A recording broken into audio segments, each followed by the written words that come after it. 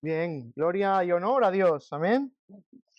Por medio de Cristo, sean dadas gracias a Dios Amén. por permitirnos estar aquí, amén. Bien, vamos a comenzar, hermanas, ¿parece? Dar la bienvenida a todos a la Iglesia del Señor, donde nos reunimos, donde somos una pequeña parte de la familia tan grande que Dios tiene en toda la historia, amén. Así que son todos bienvenidos, nos gozamos de poder estar aquí reunidos.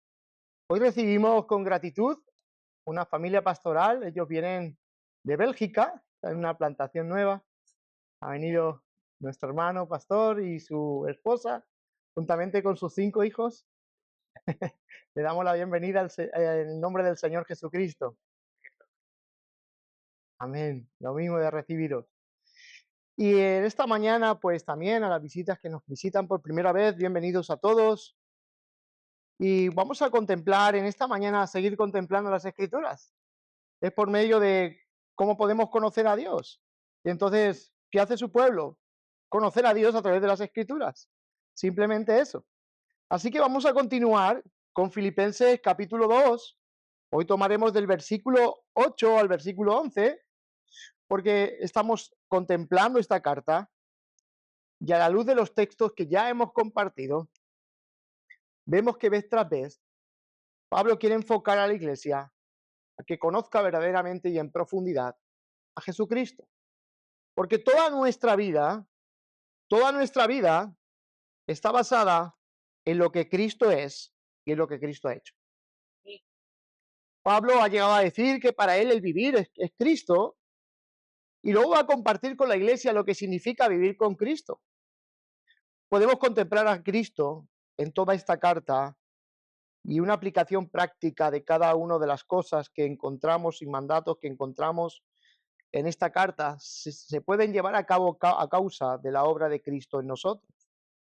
Así que para los retos que la iglesia tiene que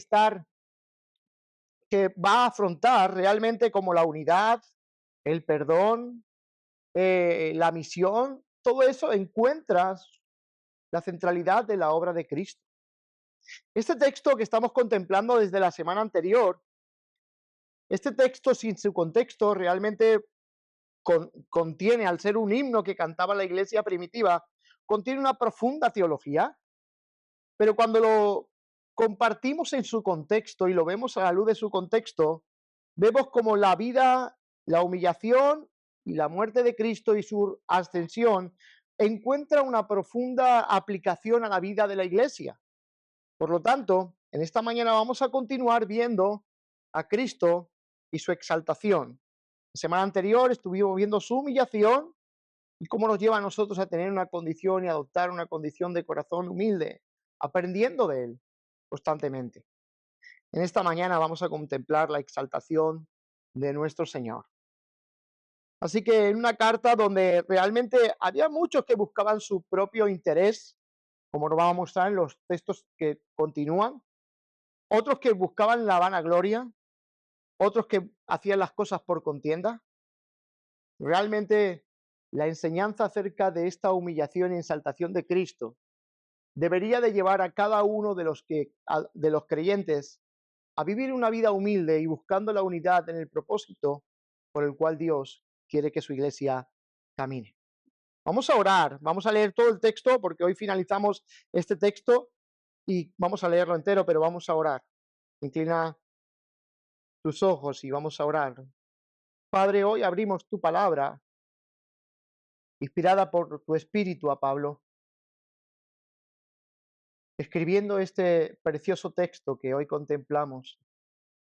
Queremos que nos ayudes a ver con claridad esta obra en nosotros. Así que pedimos, Señor, que abras nuestros ojos y podamos ver a Cristo en este texto y aplicar la obra de Cristo a nuestros corazones.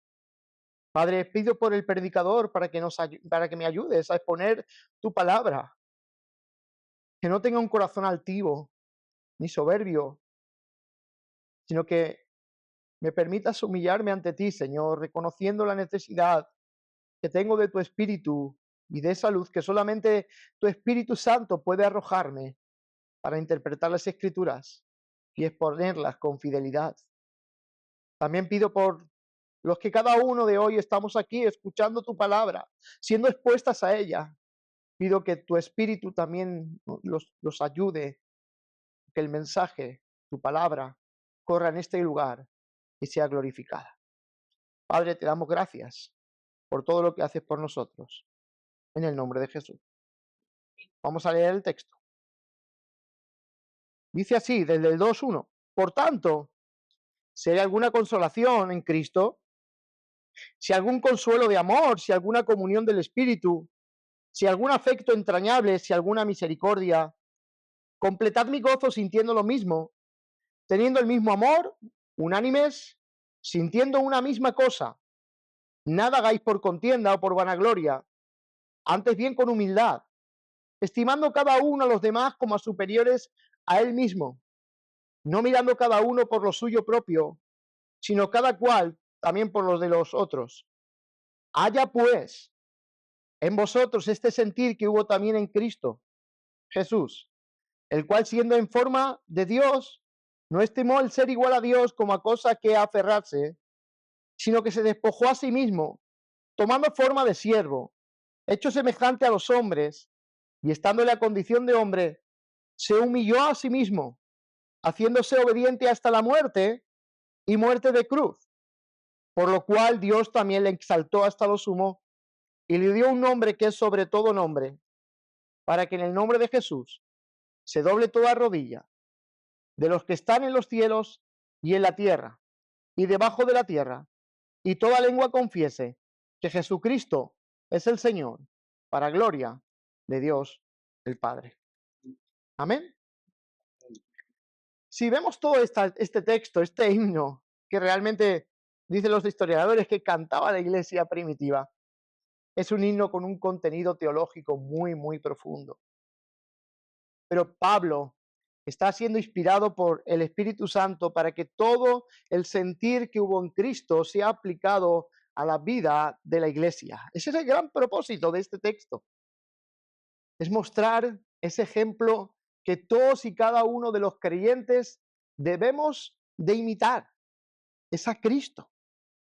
Y el versículo 5 nos da ese texto para que podamos entender de qué se trata todo este himno que Pablo está relatando. Haya pues en vosotros este sentir que hubo también en Cristo. La humildad de Cristo sigue un principio espiritual que todos y cada uno de nosotros conocemos. Y es el que se humilla, será exaltado. Dios resiste a los soberbios y da gracia a los humildes. Este texto aparece en muchas partes de las Escrituras. El que se humilla será exaltado. Y este principio espiritual realmente es visto en la persona y en la obra de nuestro amado Señor Jesucristo. Y nosotros debemos de ir en búsqueda de la humildad, y la búsqueda de la humildad es hacer todo para la gloria de Dios el Padre. Jesucristo murió para la gloria de Dios el Padre. Podemos verlo en el versículo 11. Toda lengua confiese que Jesucristo es el Señor. ¿Para qué? Para gloria de Dios el Padre. Tanto su humillación como su exaltación es para la gloria del Padre. Él ha venido a glorificar al Padre. Él ha venido a obedecer al Padre. Y no lo ha obedecido en las mejores condiciones. Él ha obedecido hasta la muerte. Ha sido obediente hasta la muerte. Y muerte de cruz.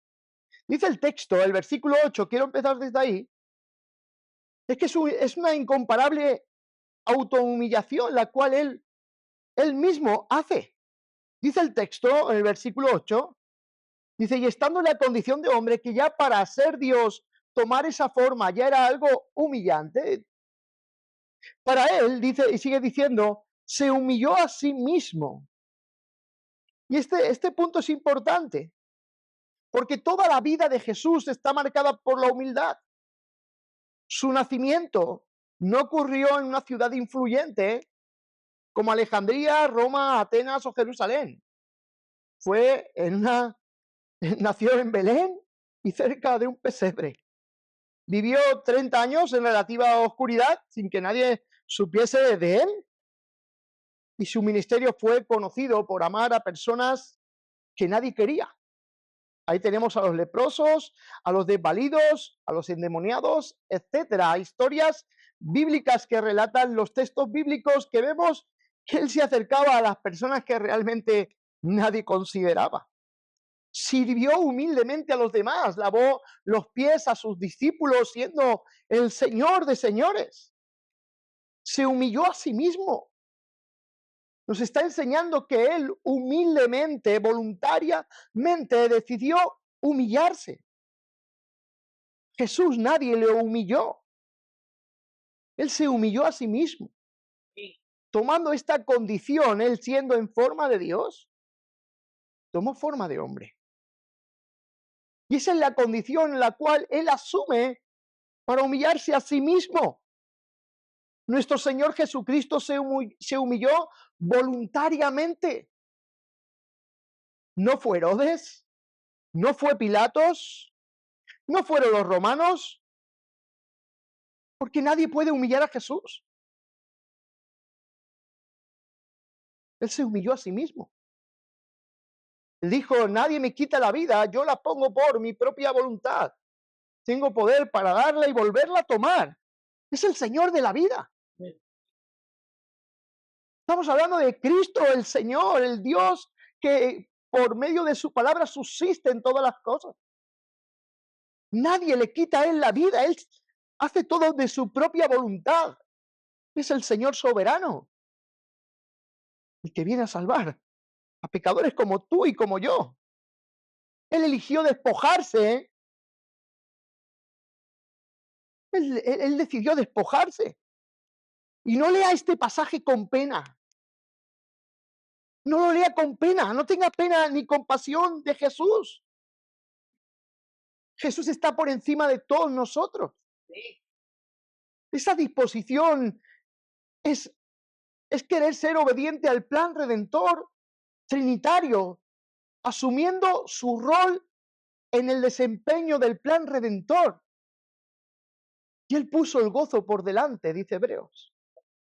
Porque realmente nuestro amado Señor Jesucristo vino voluntariamente sabiendo lo que él iba a hacer y sabiendo el fruto que traería su muerte y su resurrección. En el 2.8b del texto dice, haciéndose obediente hasta la muerte, ¿y qué? Y muerte de cruz. Demostró esta humildad haciéndose obediente. Y la muerte y la obediencia fue hasta la muerte y muerte de cruz. La muerte más vil era la cruz. Esta frase, hermanos, que el texto del versículo 2, versículo 8 nos enseña, esta frase sirve como el punto más bajo de la humildad de Cristo, morir entre malhechores y morir en una cruz.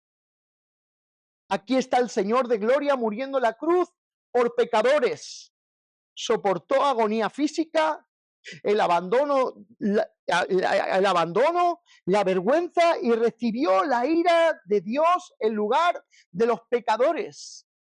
Es una muerte que realmente lo comparamos como una muerte vil por la causa como él murió. Sin embargo, su muerte sirve como salvación para todos aquellos que creen en su nombre. ¿Cuál es el propósito de todo esto? Primera de Pedro 2, versículo 2 al 4 dice, el mismo llevó nuestros pecados en su cuerpo sobre el madero a fin de que nosotros, habiendo muerto para los pecados, vivamos para la justicia. Por sus heridas hemos sido salvados. Todo lo que tiene que ver con la muerte de Jesús tiene una aplicación práctica para toda nuestra vida cristiana. Nuestra vida cristiana debe ser semejante a la vida y a la muerte de nuestro Señor Jesucristo. En el bautismo hacemos esa representación y realmente contemplamos esa obra constantemente. Y es donde debemos estar contemplando constantemente nuestras vidas, a la luz de la cruz, de la obra de Cristo. Es ahí, porque es donde tenemos que estar mirando. El principio de la humildad está en todas las escrituras, pero en este contexto debemos de mirarlo, que lo que busca el escritor, nuestro hermano amado Pablo, está buscando que la iglesia viva en esa condición de humildad entre unos y otros, que la unidad sea algo corporativo que todos y cada uno busquen, que miren el bien de los unos a los otros. Y el versículo 3 nos lo ilustra bien. Nada hagáis por contienda o por vanagloria, antes bien con humildad, estimando cada uno a los demás como superiores a él mismo, no mirando cada uno por lo suyo propio, sino cada cual también por lo de los otros. Esto es lo que Cristo hizo. Esto es lo que el Señor Jesucristo hizo. Y este principio de la humildad está en todas las escrituras. Santiago 4:10 dice, humillaos delante del Señor y Él os exaltará. Colosenses 3:12, vestíos pues como escogidos de Dios, santos, amados, de entrañable misericordia, de benignidad, humildad, paciencia y mansedumbre. Y primera de Pedro 5:6 dice, humillaos, pues bajo la mano poderosa de Dios, para que Él os exalte a su debido tiempo. ¿Se dan cuenta? La vida cristiana tiene que estar imitando constantemente a Cristo en todos sus sentidos. Él es a quien debemos de imitar. Y Pablo está llamando a la iglesia a tener una vida de imitación a Cristo. Juan también, su primera carta, va a llamar también a los que siguen a Jesús a andar como Él anduvo. Y si vamos en búsqueda de dar gloria a Dios con toda nuestra vida, debemos de mirar a Cristo constantemente. No hay otra manera de darle gloria a Dios, de vivir para la gloria de Dios, que no sea imitando a Cristo en todos sus aspectos. Así que ya que hemos reflexionado un poquito acerca del descenso de Jesús, vamos a considerar en esta mañana cómo asciende a lo más alto. Y el texto, versículo 9, dice, por lo cual Dios también lo exaltó hasta lo sumo y le dio un nombre que es sobre todo nombre. Su posición más exaltada en este texto comienza dando los resultados de su humillación. La humillación de Cristo tiene unos resultados que llevan a Dios a exaltarlo por encima de lo sumo. Dice, por ejemplo, en Reina Valera dice, por lo cual, en nuestra versión dice, por eso, debido a esa obediencia hasta la muerte, por esa causa, debido a su obra, como consecuencia la obra de Cristo en la cruz, Dios el Padre exalta a su Hijo. Y la palabra exaltar es, lo exalta en sobremanera. No hay lugar más alto que alguien pueda ocupar que el que Dios el Padre le otorga a su Hijo. No hay lugar más alto. La palabra es hiperexaltado o superexaltado. Nadie hay más elevado que nuestro amado Señor Jesucristo.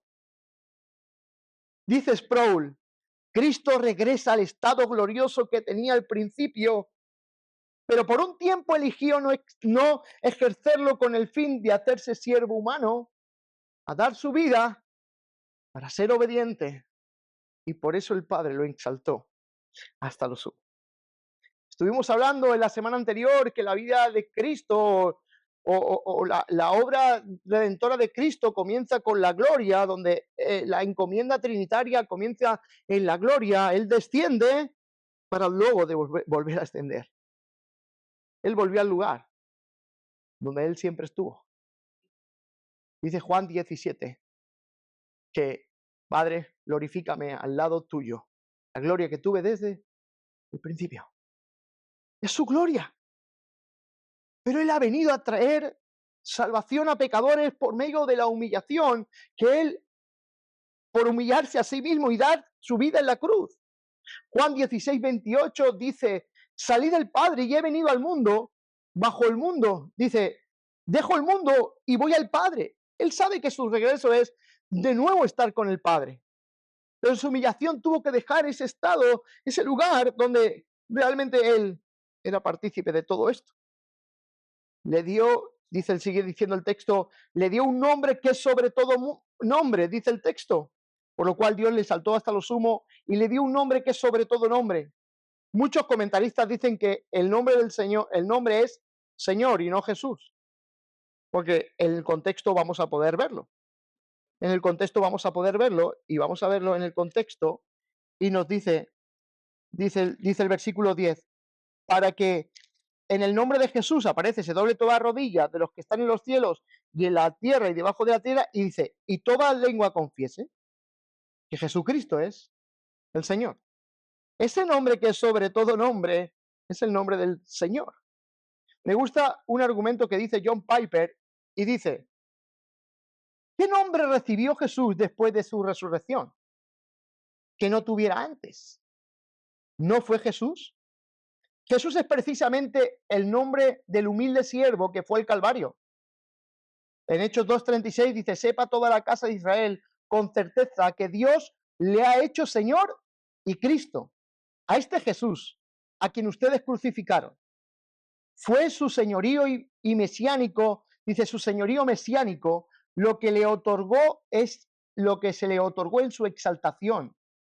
No es que él no fuera Mesías y Señor antes de su resurrección, lo era, pero no había cumplido la misión de Mesías hasta que murió por nuestros pecados y resucitó. Y por tanto, antes de su muerte y su resurrección, el señorío de Cristo sobre el mundo no había llegado en su plena actualidad. Las fuerzas rebeldes aún no habían sido derrotadas y el poder de las tinieblas mantenía al mundo en sus garras. Para ser aclamado Mesías y Señor, el Hijo de Dios tenía que venir, derrotar al enemigo, sacar a su pueblo de la esclavitud y triunfar sobre el pecado, Satanás y la muerte. Y así lo hizo. En el Viernes Santo y la Pascua, el nombre que está por encima de todo nombre, por tanto Él es el Señor victorioso sobre todos sus enemigos, el Señor que ha adquirido un pueblo de toda tribu, de toda lengua y de toda nación. Todo está sujeto a Cristo el Señor. Él tiene el nombre que es sobre todo nombre. Un nombre que es sobre todo nombre. Baja hasta la cruz y subió como rey de todo. Jesús el Señor.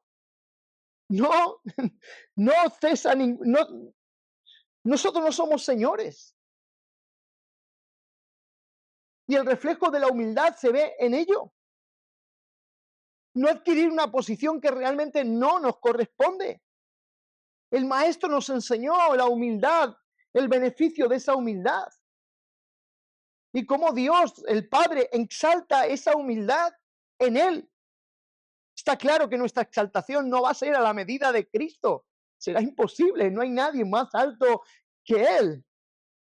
Pero recibiremos exaltación. Pero por la causa de Cristo. Por lo tanto, esto nos enseña a mantenernos humildes constantemente. No con aspiraciones a la exaltación, sino porque realmente el Maestro nos enseña que la humillación es bella en sí misma, porque vive para dar gloria a Dios el Padre. Y para un creyente verdadero, esa es su motivación, que Dios sea glorificado en todo lo que hacemos. Vivir para la gloria de Dios significa vivir humildemente, humillándonos, no esperando ser exaltado constantemente. Cristo supo y nos enseñó este modelo para que tú y yo no estemos buscando otro aspecto en nuestra vida. Vivir para la gloria de Dios el Padre es vivir en esa humillación. Muchas veces nuestro ego, nuestro orgullo busca inquietantemente ser exaltado por cualquier cosa que podamos hacer. No hay nadie más alto que Él. Él fue exaltado por su humillación. Hermanos, lo sorprendente para nosotros los creyentes es que conocemos este principio. Y que si nuestro corazón ha sido regenerado, nuestra aspiración en la vida debe ser imitar a Cristo. No hay otra condición para aquel que ha sido regenerado por la obra salvífica de Dios. Ser imitadores de Cristo. No debe de haber lugar para el orgullo. El único que merece ser exaltado y toda gloria y honor es Cristo. Por eso el Padre, sabiendo que no hay nadie que merezca ese honor, es eso que le otorga, por lo cual Dios también lo exaltó hasta lo sumo. Que nadie ha sido obediente hasta la muerte, para que sea exaltado y busque esa exaltación, esa propia autoexaltación, o Dios lo exalte así. Si somos autoexaltados, es que estamos y buscamos esa autoexaltación, es que estamos tan centrados en nosotros mismos y quizás debemos de considerar si hemos salido de nuestros propios pecados. Así que el contexto no lo habla, dice que muchos lo hacían las cosas por contienda, por vanagloria, pero sin embargo Cristo nunca hizo nada para su propia gloria, la hizo para la gloria del Padre. ¿Vivimos así? ¿Ese es el modelo que nosotros queremos imitar? No busquemos la autoexaltación, no sirve para nada. Sirve simplemente para llenarnos de orgullo y envenenar nuestro corazón y tener una vida totalmente desestabilizada, donde no encontramos un sostenimiento. Porque Dios resiste a tales personas, pero da gracia a los humildes. Y si hoy me debo de arrepentir, me arrepentiré de mi orgullo estando hoy aquí predicando las Escrituras. Hermanos, es importante que no busquemos nuestra autoexaltación. La exaltación de Jesús en este contexto está vinculada a buscar lo mismo, la gloria del Padre. Y en este contexto debemos de exponernos a esto, salir de nuestra vana gloria, una gloria que es vacía, una gloria que no pasa más allá de ti y de mí. Y el principio de la autoexaltación, de la vanagloria, lleva nuestro corazón de un lado a otro, buscando reconocimientos de un lado a otro. Lo mejor que nos pueda suceder como creyentes es ser aceptados en aquel que ha sido exaltado, ser hallados en Cristo. Ese es el mayor gozo que una persona pueda tener, ser hallado en Cristo. Así que la pecaminosidad de nuestro corazón oculta en nuestra vida la gloria de Dios. Porque cuando buscamos nuestra propia gloria, realmente es una evidencia de que nuestro corazón va detrás de otras cosas que no es la gloria de Dios. Y Jesús vino para buscar la gloria del Padre. Esa fue su prioridad. Por eso el Padre tuvo que exaltarlo. El Padre de nadie ha dicho, este es mi Hijo amado en el cual tengo mi complacencia. No lo ha dicho los pastores, no lo ha dicho los maestros, no lo ha dicho en ningún miembro de la iglesia. Esas palabras son exclusivas simplemente para Jesucristo. Porque Él es el único en el cual el Padre tiene su complacencia y Él es el único que expuesto a la burla, al vituperio, a la muerte de la cruz, es el único que ha podido decir, consumado es. Todo lo que tenía que hacer lo he realizado, porque buscaba la gloria de Dios el Padre. La gloria de Dios el Padre es la conclusión de este himno. Y para eso ha sido escrito en las Escrituras. Nuestro corazón nuevo debe de buscar glorificar a Dios en todos nuestros aspectos de vida. Dice el versículo 10. Dice, para que en el nombre de Jesús se doble toda rodilla de los que están en los cielos y los que están en la tierra. Todo el universo, lo que usted ve y lo que no ve, está llamado a adorar a Cristo. Y los que ahora se resisten, un día lo harán. Todos y cada uno de los que estamos aquí, de los que han existido, de los que vemos y lo que no vemos, está llamado a adorar a Cristo. Porque Él es el exaltado. Y este mandato es para ángeles, es para los redimidos, es para los creyentes de toda la tierra, es para los que rechazan a Cristo, es para los demonios, es para todos y cada uno de lo que existe. porque ha sido el único que ha podido obedecer fielmente al Padre. De forma voluntaria y bienaventurada, puedes reconocer esto. Y para reconocer esto necesitas humillarte. Por lo tanto, si en tu condición pecaminosa te humillas ante el Salvador, Dios te exaltará, de forma que te otorgará esa nueva vida que solamente Él puede dar.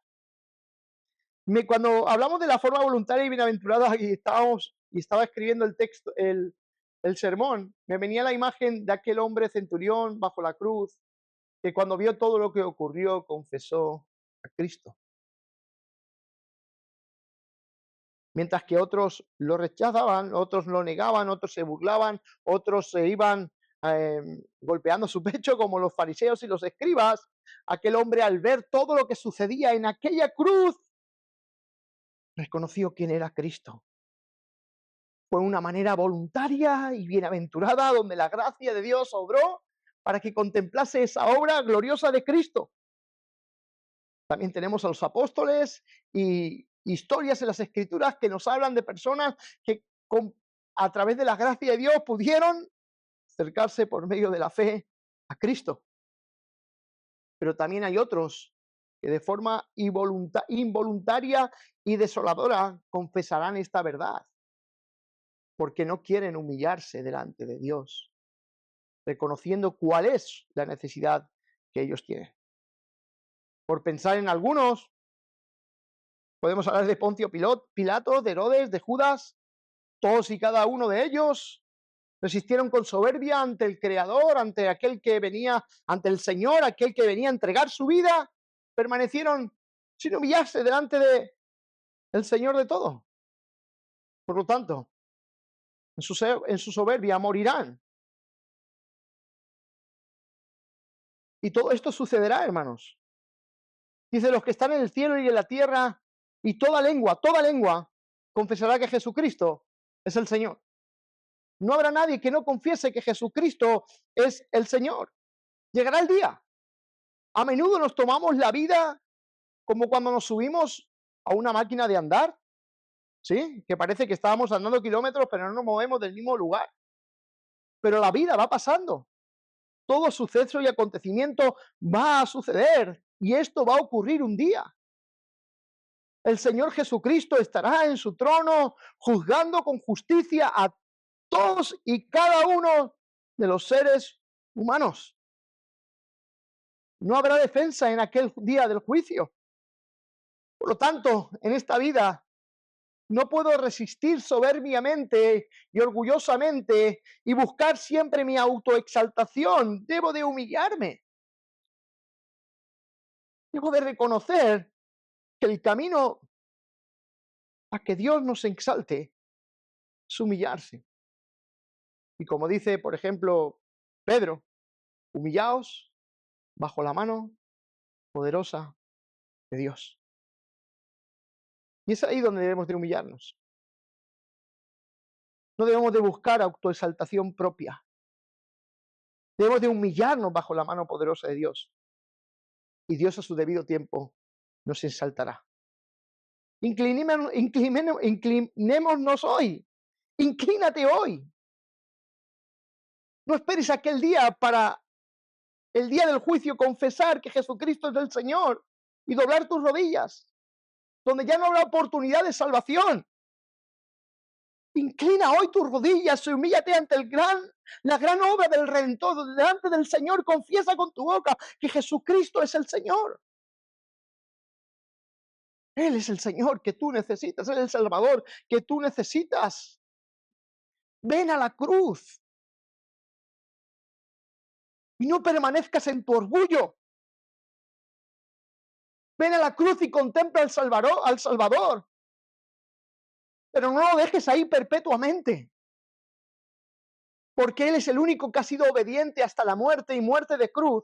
Por eso el Padre lo exaltó hasta lo sumo.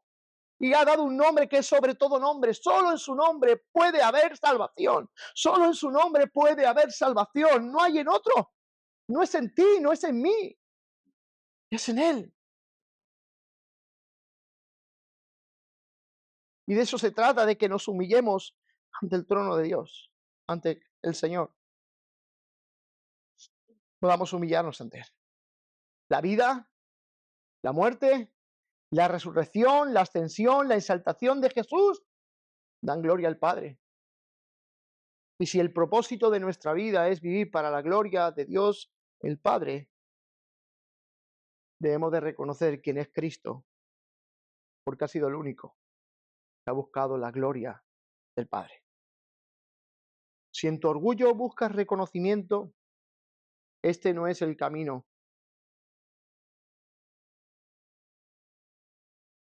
No puedes entrar a la vida. No puede haber salvación por creer quiénes somos. Si hay salvación es por lo que Cristo hizo. No ha habido nadie más exaltado que Él. Así que la gloria de Dios el Padre es una conclusión adecuada para este himno. Como dice, y toda lengua confiese que Jesucristo es el Señor, para gloria de Dios el Padre. La conclusión adecuada para este himno, pues para eso fue hecho el corazón, para glorificar a Dios y no a mí mismo.